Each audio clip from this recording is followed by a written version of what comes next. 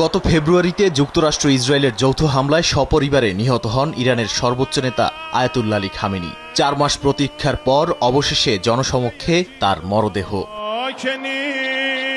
শুক্রবার তেহরানের ইমাম খোমেনি গ্র্যান্ড মোসাল্লায় নেওয়া হয় জাতীয় পতাকায় মোড়ানো তার কফিন। খামেনির পাশাপাশি একই হামলায় প্রাণ হারানো তার মেয়ে, জামাতা, পুত্রবধূ এবং 14 মাস বয়সী নাতনির কফিনও রাখা হয় সেখানে। প্রিয় নেতা ও তার স্বজনদের প্রতি শেষ শ্রদ্ধা জানাতে সকাল থেকেই মোসাল্লায় ভিড় করছেন লাখো মানুষ।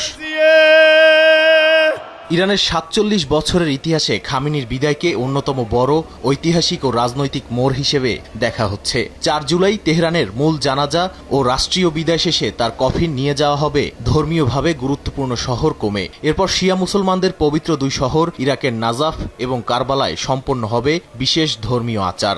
সবশেষে কফিন আবারও ইরানে এনে 9 জুলাই জন্মস্থান মাশহাদের ইমাম রেজা মাজারে চূড়ান্ত দাফন সম্পন্ন হবে খামেনির।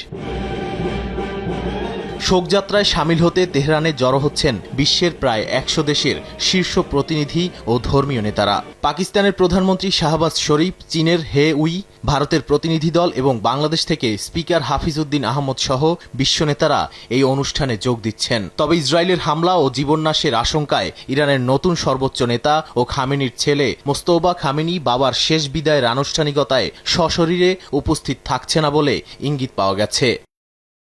নাদিম মারজান, সময় সংবাদ।